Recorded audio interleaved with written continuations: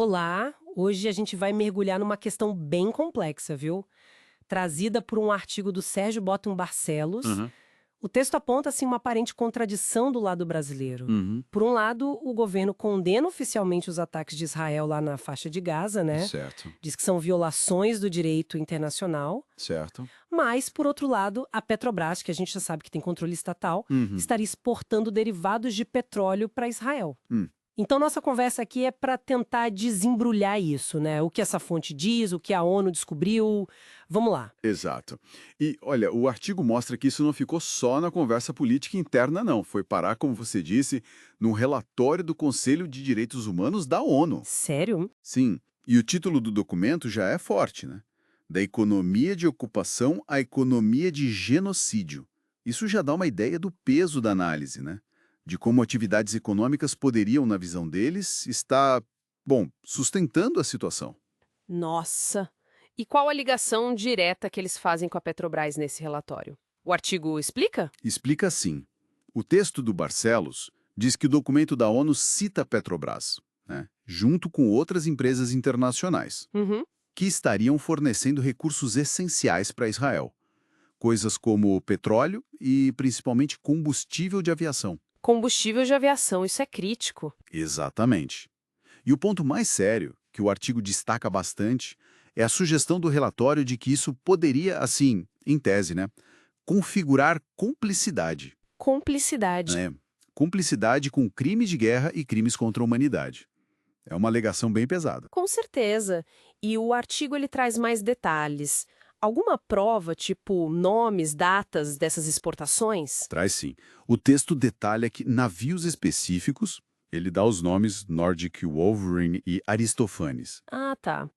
carregados com produtos da Petrobras, teriam descarregado lá em Israel. E o período chama atenção. Foi entre outubro de 2023 e março de 2024. Bem no auge do conflito, então. Justamente. Um período de intensificação dos ataques e, infelizmente, de muitas vítimas civis em Gaza. E, segundo a fonte, essas vendas representaram uma fatia considerável, tipo um terço das exportações brasileiras para Israel naquele período de 2024. Um terço. É bastante coisa. Isso realmente adiciona uma camada de complexidade, né? E como o artigo liga isso ao governo brasileiro, que afinal controla a Petrobras? Pois é, a fonte faz essa ponte direta. Lembra que a Petrobras, ok, é de economia mista, mas o controle majoritário é a do governo federal, né? Atualmente o governo Lula 3. Certo. Então, isso significaria, pela análise do artigo, que o governo teria, pelo menos em teoria, poder para influenciar as diretrizes comerciais da empresa. Faz sentido. E o texto ainda ressalta que, desde 2023, já tinha alerta vindo de várias organizações e da própria ONU, sabe, sobre os riscos éticos legais de vender produtos estratégicos como combustível para Israel nesse contexto específico. Então o artigo descreve basicamente um dilema para o governo, uma tensão entre o discurso e a prática. Exatamente isso. O texto desenha esse cenário. De um lado, a gente tem a postura diplomática, né, bem enfática, pró-Palestina, defendendo direitos humanos. Sim, Do outro, o que o autor chama de Realpolitik, aquela política mais pragmática, né, focada em interesses, talvez, mais do que em princípios e, claro, a lógica de lucros da empresa. hum, O artigo do Barcelos até contrasta as críticas que o Brasil faz ao apoio dos Estados Unidos e da União Europeia a Israel, com a Petrobras continuando essas vendas. entendi. E houve alguma reação? A Petrobras, o governo, eles falaram algo sobre essas alegações, principalmente as do relatório da ONU? O que o autor apurou sobre isso? Então, um ponto que o artigo bate bastante é o silêncio. Parece que até a data que o texto foi publicado, nem a empresa nem o governo brasileiro tinham se pronunciado oficialmente sobre essas menções no relatório da ONU. Interessante. E isso leva ao argumento principal do autor, imagino. Como ele interpreta toda essa situação? Olha, o artigo argumenta que essa aparente falta de ação, essa inércia, digamos assim, não seria só uma omissão, seria, na verdade, uma escolha política mesmo. Uma escolha. É. O autor contesta aquela ideia de que o governo não pode interferir numa estatal nesses casos.